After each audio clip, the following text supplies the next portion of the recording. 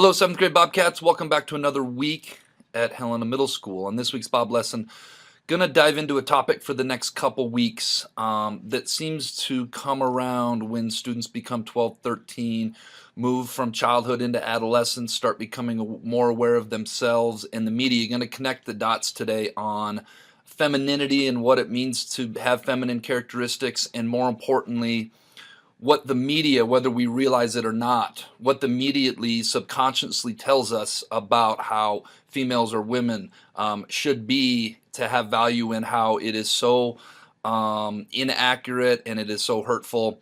And it can really lead to loss of self-esteem and an irrational belief of your own value or lack of value if you allow the media to get into your head subconsciously or consciously and affect you. So next week I will do the same for the male gender. This week is females. Hope you guys like it. Hope you guys go out and have a great week at Helena Middle School.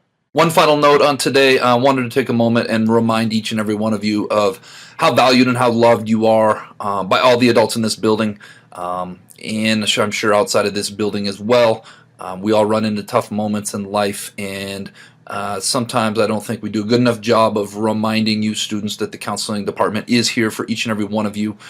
If there is something going on in your life that you could use some support, or maybe just even an ear to listen, please do not hesitate to come down. That is what we are here for. Make a great week. All right, this week's Bob lesson is going to be named Media, Body, Image, and Self-Esteem. But first, let's be our best at HMS this week. Let's be safe, let's be responsible, let's be respectful, and let's be a learner.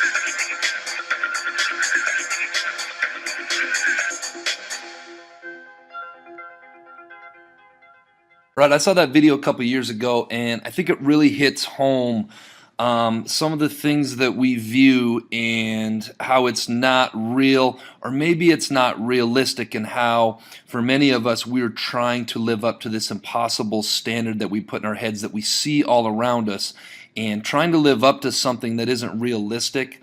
I think is origin of a lot of self-image and self-esteem issues. Some stuff I found on the internet.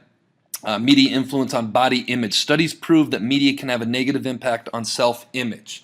TV, movies, magazines, and the internet all bombard teens with images and pressures about what their bodies should look like. The problem is their version isn't realistic. Like I said in the intro, these images are airbrushed versions of models who weigh 23% less than the average woman.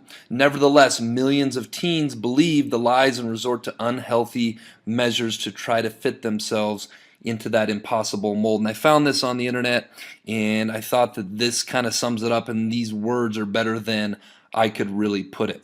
This was a recent study I found, and let's talk about some facts about self-image, specifically in females. 69% of girls in the 5th to 12th grades reported that magazine pictures influence their idea of a perfect body shape. Following the viewing of images of female fashion models, 7 out of 10 women felt more depressed and angrier than prior to viewing the images. And 100%, of course, because subconsciously or consciously, internally, we tell ourselves that that is what beauty looks like, or that is what I need to look like if I want to be considered someone of beauty or someone of value. 80% of women who answered a People magazine survey responded that images of women on television and in the movies make them feel insecure, and for good reason. The body type portrayed in advertising as the ideal is possessed naturally by only 5% of American females. That's 1 out of every 20, and that's all we see in the media. That's all we see on television. And so this message starts coming through in our minds that this is what I need to look like if I want to have the ideal natural beauty body image. On average, the U.S. woman is 5'4" inches tall, weighing 140 pounds, where the average US model, which are the people we see in ads, which are the people that are representing these goods and products and services that companies are trying to sell us, whether it's on the media, commercials, social media, wherever, is 5'11", which is a whole 7 inches taller and several pounds, let's see, 23 pounds lighter. So this is what we see in the media all the time, and I can't hit that home enough. Eventually, this is sending an implicit message that this is what natural beauty, or this is what beauty, or this is what females should look like. In one study, 3 out of 4 women stated that they were overweight, although by healthy standards, only 1 out of 4 actually were, excuse me. So that is where the mind starts playing tricks on us, the media starts playing tricks on us.